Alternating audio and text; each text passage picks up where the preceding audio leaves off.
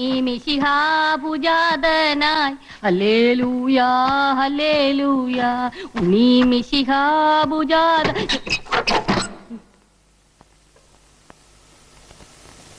എന്റെ മകളെ ഇത് ഞാനാ നിന്റെ അപ്പൻ ഇറുക്കിപ്പര വർക്കി കണ്ണുറക്ക്. അയ്യോ അപ്പനാ, ആ. ഞാൻ വിചാരിച്ചു ഇവിടുത്തെ ഇടങ്ങേറി പിടിച്ച പോലെ തമ്പുരാക്കന്മാരും ആയിരിക്കുമെന്ന്. ഉമ്മറത്താരെയും കാണില്ലല്ല. മന്ത്രവാദി പിശാചുക്കൾ എങ്ങാട്ട് പോയി? കഴിഞ്ഞ ദിവസം ഒരു തമ്പുരാൻ ഈ വീട്ടിൽ പാമ്പ് കടിച്ചു മരിച്ചു.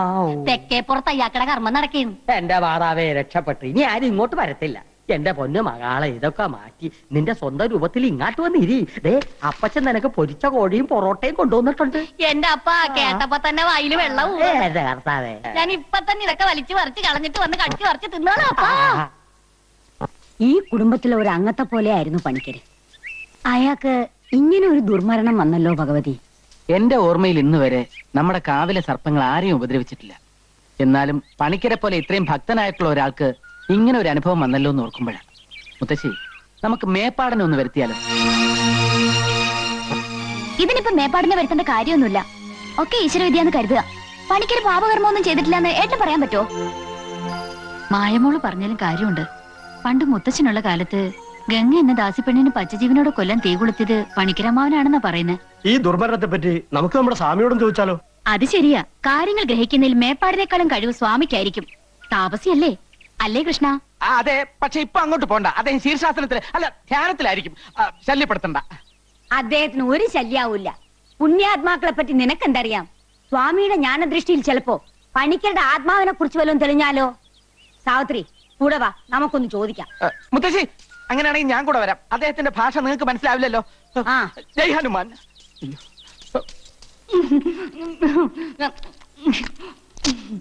ഇങ്ങനെ ആക്രാന്തം കാട്ടാതെ മകളെ, മെല്ലത്തിന്റെ മകളെ. ഈ ഉണക്കത്തമ്പുരാക്കന്മാരുടെ പച്ചക്കറി നീ അടുത്തപ്പോ എന്റെ മാതാവേ, അപ്പൊ കൂടെ കൂടെ ഇങ്ങനെ വന്നില്ലെങ്കിൽ ഞാൻ പട്ടികളും ചത്തു. പട്ടിണി കിടന്നാലും വേണ്ടില്ല, കിളവി തള്ള പിടിക്കാതിരുന്നാ മതിയായിരുന്നു. പിടിച്ചാ നിന്നെ കൊല്ലും മകളെ. കൃഷ്ണ കൊല ഇപ്പൊ തന്നെ നടക്കും. ദേവരുടെ മാലക്കളവി.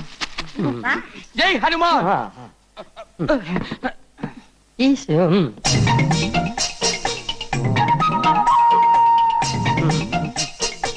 അല്ല, ഇതാ കോങ്ങാണ്ടൂർ കോലത്തെ തമ്പുരാനല്ലേ? അതെ. ഇതേതാ ഈ പെൺകുട്ടി? പൊറുക്കണം, എന്റെ മകളാ, മാപ്പാക്കണം. ഇവരെ ഈ മകളെയും കൂട്ടി സ്വാമിയെ കാണാൻ വരുമെന്ന് കഴിഞ്ഞ പ്രാവശ്യം വന്നപ്പോഴേ തമ്പുരാൻ എന്നോട് പറഞ്ഞിരുന്നു അല്ലേ? അതിന് മാപ്പാക്കാൻ എന്തിരിക്കുന്നു? സ്വാമികളെ വന്ന് കണ്ട് അനുഗ്രഹം മേടിക്കുന്നത് നല്ലതല്ലേ? അതെ അതെ, ഇപ്പൊ മനസ്സിലായി കേട്ടാ. സ്വാമികൾ എന്തേ അകത്ത് പ്രാർത്ഥനയിലാണോ? മുത്തശ്ശി ഇവിടെ നിന്ന് ഞാൻ പോയി നോക്കിട്ട് വരാം. പെണ്ണുങ്ങള് പൂജാമുറിക്കകത്ത് കയറുന്ന സ്വാമിക്ക് ഇഷ്ടമുള്ള കാര്യമല്ല. മകളുടെ പേരെന്താ?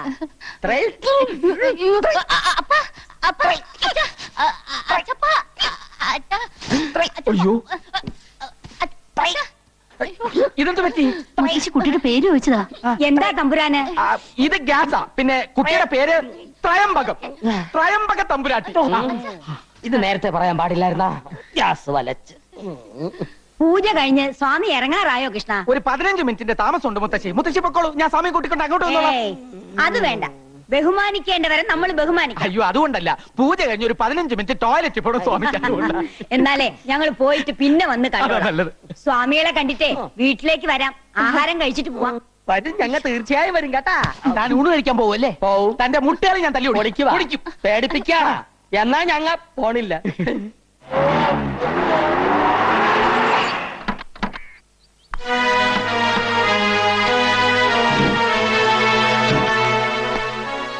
ഇതാ ഞാൻ പറഞ്ഞ കോവിലകം. തലയ്ക്കകത്ത് യാതൊരു മൂളയില്ലാത്ത കുറെ തമ്പുരാക്കന്മാരാ ഇവിടെ ഉള്ളത്. ഡെയ്സിയെ കാണാൻ പോലും ചിലപ്പോൾ അവർ സമ്മതിച്ചില്ല എന്ന് വരും. നമ്മുടെ പെങ്കൊച്ചിനെ വിട്ടു തന്നില്ലെങ്കിൽ നമുക്ക് ചങ്ങനാശ്ശേരി നാളെ ഇറക്കാം. അല്ലെങ്കിൽ എറണാകുളത്ത് പറ്റിയ ടീമുണ്ട്. എന്നതാ തോമാച്ച ഇത്? തല്ലിനും ഗുണ്ടായുസത്തിനൊന്നും പോണ്ട. അവള് നമ്മുടെ ഡെയ്സി മോള് തന്നെ ആണെങ്കിൽ ഈ നാട്ടിൽ നിയമം പോലീസൊക്കെ ഇല്ലേ? എന്തൊക്കെ ചെയ്താലും 4 ആൾ അറിഞ്ഞാൽ നമ്മുടെ പെങ്കൊച്ചിനെ നാണക്കേട്. കാര്യങ്ങളൊക്കെ അങ്ങ് നയത്തി പറഞ്ഞു തീർത്താ മതി.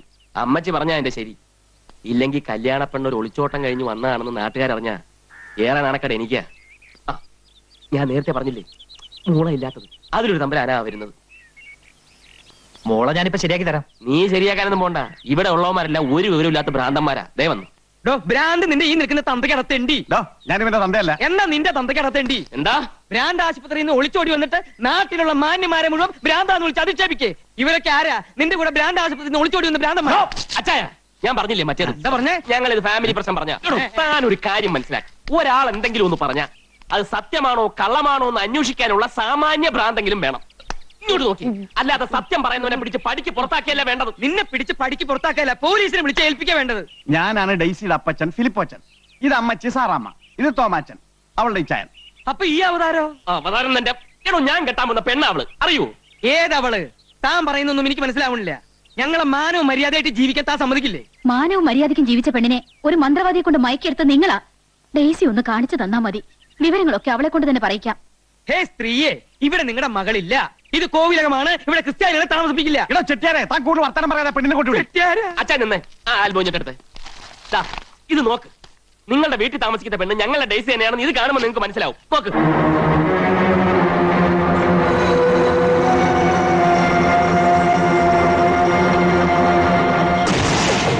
ഇപ്പൊ മനസ്സിലായോ ആർക്കാ ഭ്രാന്തം?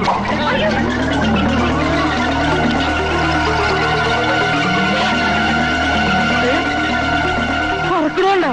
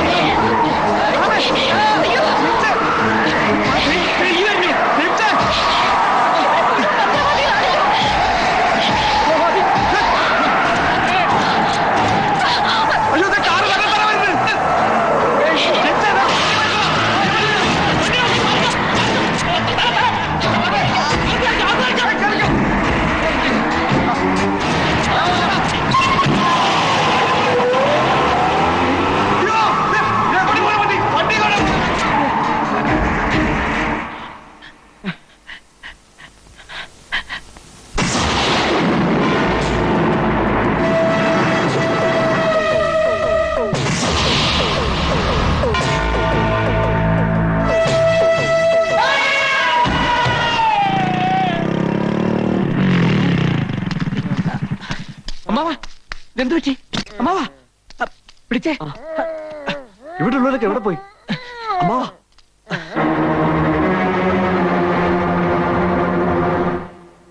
എന്താ ഉണ്ടായേ? ഞങ്ങൾ വന്നു കയറുമ്പോ അമ്മാവൻ ബോധമില്ലാതെ കിടക്കായിരുന്നു. ഉടനെ ഏതെങ്കിലും ഹോസ്പിറ്റലിലേക്ക് കൊണ്ടുപോവാം. ഭഗവതി, ഇത്ര പെട്ടെന്ന് ഏട്ടൻ എന്ത് പറ്റി? അമ്മാവാ,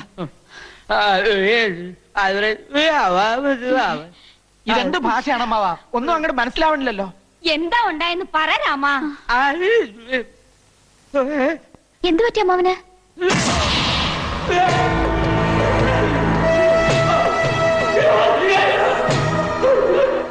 എന്താ? മായോട് അവൻ എന്തോ പറയണോന്ന്. പറഞ്ഞോളൂ അമ്മാവാ, എന്താണ്ടായേ? ഓ, എന്തെങ്കിലും തിന്നാൻ വേണോ? വെറ്റില മുറുക്കണോ? ഓ, പടം വരയ്ക്കണോ അല്ലേ? എഴുതി കാണിക്കാന്നാണോ? ശങ്കര, ഒരു പേനയും കടലാസും വേഗം ഇഞ്ഞു കൊണ്ടുപോവാ.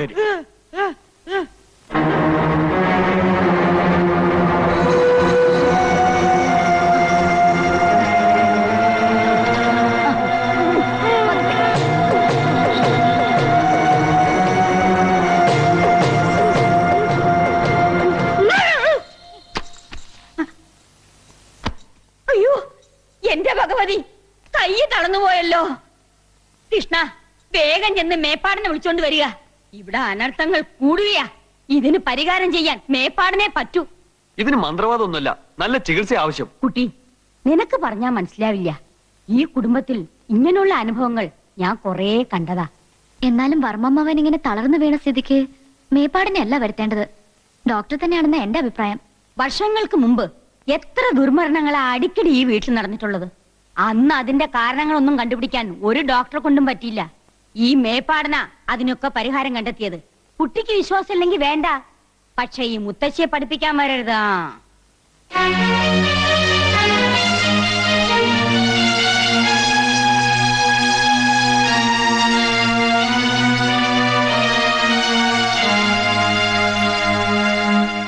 അസുഖം വന്ന ഡോക്ടർമാരെ വിളിക്കേണ്ടത്, അല്ലാണ്ട് മന്ത്രവാദിയല്ല. ഉണ്ണി ഇതിനൊക്കെ സമ്മതം കൊടുക്കണ്ടല്ലോ. മുത്തശ്ശിയോട് തർക്കിക്കാന്നല്ലാതെ അതുകൊണ്ട് വല്ല പ്രയോജനമുണ്ടോ? പി കൂടി വീണതായിരിക്കണേ വഴിയുള്ളൂ. എന്ത് ചെയ്യാം? കോലോത്ത ഫാമിലി ഡോക്ടർ മേപ്പാടനാ. അയാള് വന്ന് പോട്ടെ, പിന്നെ നമുക്ക് എന്തെങ്കിലും വഴി ആലോചിക്കാം. അപ്പോ മേപ്പാടിനെ കൊണ്ടുവരാൻ തീരുമാനിച്ചോ? ഉവ്, കൊണ്ടുവരാൻ കേശവൻ പോയി കഴിഞ്ഞു. മായെന്താ ആകെ മൂടോട്ടായിരിക്കുന്നത്? ഏയ് ഒന്നുമില്ല, ഇവിടെ വല്ലാണ്ട് ബോറടിക്കണോ. നമുക്കൊന്ന് ഔട്ടിങ്ങിന് പോയാലോ? അതിനെന്താ, വേഗം റെഡി ആയിക്കോളൂ, നമുക്കൊന്ന് കറങ്ങിട്ട് വരാം. ഉം.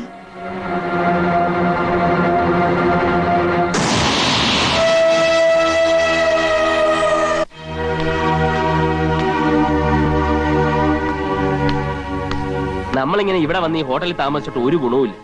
കാര്യങ്ങൾ കുഴയുന്ന ലക്ഷണമാണ്. അവിടെ എന്തോ അമാനുഷിക ശക്തി ഉണ്ടെന്നുള്ള കാര്യത്തിൽ എനിക്ക് ഒരു സംശയമില്ല.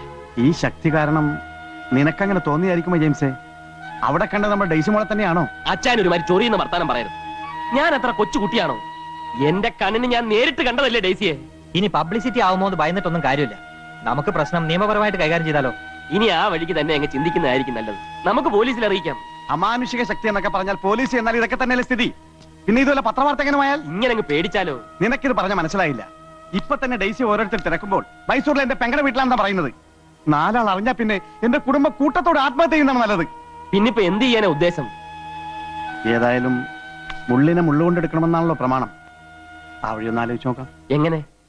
കടമറ്റത്ത് കത്തനാരച്ചന്റെ പരമ്പരയിൽപ്പെട്ട ഒരു ഫാദർ ഉണ്ട്.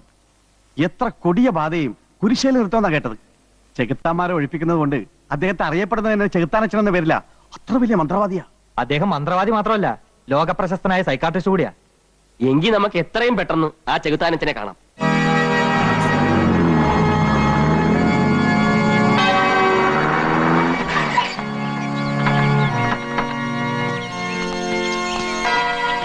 ഈ ചെകുത്താനച്ചന്റെ മേട ഇതല്ലേ?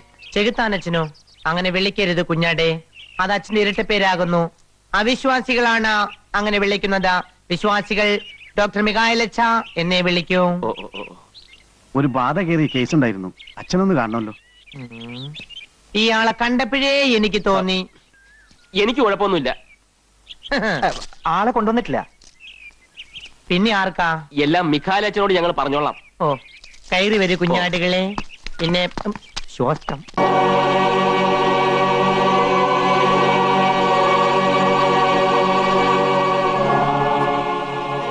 കർത്താവേ, നിനക്ക് നന്ദി.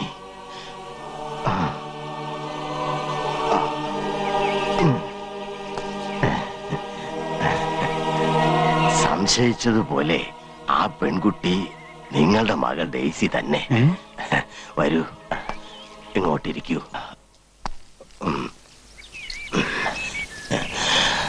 വീട്ടിൽ നിന്ന് പോകുന്നതിന് മുൻപ് അവളിൽ എന്തെങ്കിലും പ്രകടമായ മാറ്റങ്ങൾ കണ്ടിരുന്നോ? ഉവച്ചോ, ഒരു സ്റ്റഡി ടൂറിന് പോയി വന്നതിന് ശേഷം ഡെയ്സി മോളിൽ ആകെ മാറ്റമായിരുന്നു. പിറ്റേന്നൊരു ഡോക്ടറെ കാണിക്കാമെന്ന് വിചാരിച്ചിരിക്കുമ്പോഴാ അന്ത് വെളുപ്പിന് മോളെ കാണാതാവുന്നു. ഇത് പ്രേതബാധയാണോ വെച്ചോ, അതോ വേറെ വല്ല അസുഖമാണോ? വിശ്വസിക്കുന്നവർക്ക് ഇത് പ്രേതബാധ തന്നെയാണ്. മെഡിക്കൽ സയൻസിൽ ഡിസോസിയേറ്റീവ് ന്യൂറോസിസ് എന്നോ മൾട്ടിപ്പിൾ പേഴ്സണാലിറ്റി എന്നോ ഇതിനെ പറയാം. കൺവേർഷൻ റിയാക്ഷൻ അല്ലെങ്കിൽ പൊസസീവ് റിയാക്ഷൻ എന്ന് പറയുന്ന വേറൊരു തരം അസുഖവും ഉണ്ട്. Anyway, all these diseases are different versions of hysteria. അപ്പൊ ഇത് പ്രേതബാധ അല്ലെന്നാണോ അച്ഛൻ പറയുന്നത്? നിങ്ങളെ പോലുള്ള പീപ്പിൾസ് ഇതിനെ പ്രേതബാധ എന്ന് പറയും. വേറെ ചില മണ്ടന്മാർ ഇതിനെ സൈക്കാട്രിസ്റ്റ് കേസ് എന്ന് പറയും. നിങ്ങളുടെ ഭാഷയിൽ ഇത് രണ്ടുമല്ലാതെ മറ്റെന്താണ് പറയുക? അങ്ങനെ ചോദിച്ചാൽ എനിക്കറിയില്ല. ഫാദർ പറയും. ആട്ടെ, കഴിഞ്ഞ ദിവസം ആരാ ഈ കുട്ടിയെ കണ്ടെന്ന് പറഞ്ഞത്? ഞാനാണച്ചോ. എന്നെ കണ്ടിട്ട് അവൾ തിരിച്ചറിഞ്ഞതേ ഇല്ല. നിങ്ങൾ കുട്ടിയുടെ ആരാ? ഞാൻ ഇവരുടെ കുടുംബ സുഹൃത്താ. പിന്നെ ഇവന് വേണ്ടി കല്യാണം പറഞ്ഞു വെച്ചിരുന്നത് എന്റെ മകളെ. മനസ്സ് ചോദ്യം നടത്താൻ ഡേറ്റ് നിശ്ചയിക്കുന്നതിനിടയിലാ ഇങ്ങനെയൊക്കെ സംഭവിച്ചത്. ആ, ഈ കുട്ടിയെ ഉടനെ തന്നെ ഇവിടെ ഒന്ന് എത്തിക്കാൻ പറ്റുമോ? അതാണ് പ്രശ്നം. ഫാദർ ഒന്ന് അവിടം വരെ വന്നാൽ. ഇല്ല, ഞാൻ കുറെ കാലമായി വെളിയിൽ പോയി പേഷ്യൻസിനെ നോക്കാറില്ല. എന്റെ മോളുടെ ജീവിതമാണ് എനിക്ക് വലുത്. അവളെ എങ്ങനെയെങ്കിലും ഒന്ന് രക്ഷിക്കണം. അച്ഛനെ കൂടി കൈയൊഴിഞ്ഞാൽ ഞങ്ങൾക്ക് വേറെ ആശ്രയമില്ല. എടോ വെട്ടുകുഴി, ഫാദർ, തനിക്ക് ആ കുട്ടിയെ പോയി ഒന്ന് കൊണ്ടുവരാൻ സാധിക്കുമോ? അച്ഛന്റെ പ്രാർത്ഥനയും അനുഗ്രഹമുണ്ടെങ്കിൽ ഞാനൊന്ന് ശ്രമിച്ചു നോക്കാം ഫാദർ.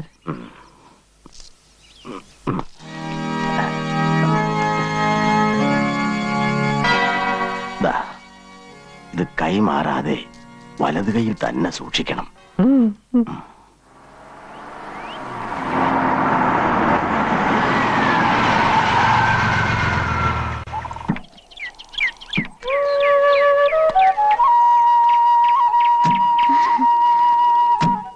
എന്ത് കാണാനാ ഇങ്ങോട്ട് വരണമെന്ന് പറഞ്ഞത്? എനിക്ക് കുന്നിൻ ചെരുവ് വലിയ ഇഷ്ടാ. നമുക്ക് ഈ കുന്നിന്റെ നെറുകിൽ ചെല്ലാം. എന്തിനാ?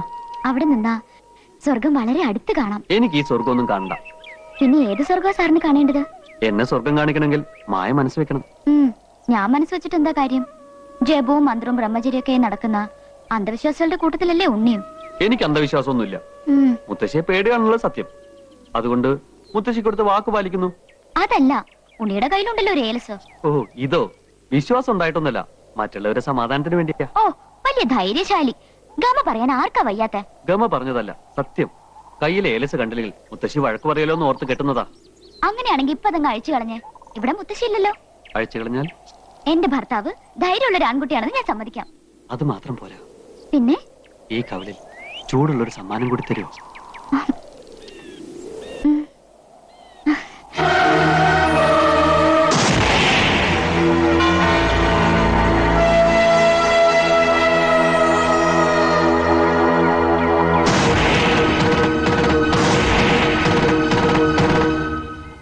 ഇനി വൈകിക്കണ്ട, വാക്ക് പാലിച്ചോളൂ. കണ്ണടച്ചു നിന്നാ തരാം.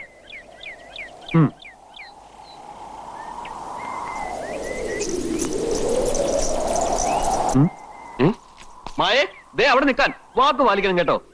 മോളിൽ വന്നാ വാക്ക് പാലിക്കാം. മായ, അവിടെ നിൽക്കാൻ. മായേ,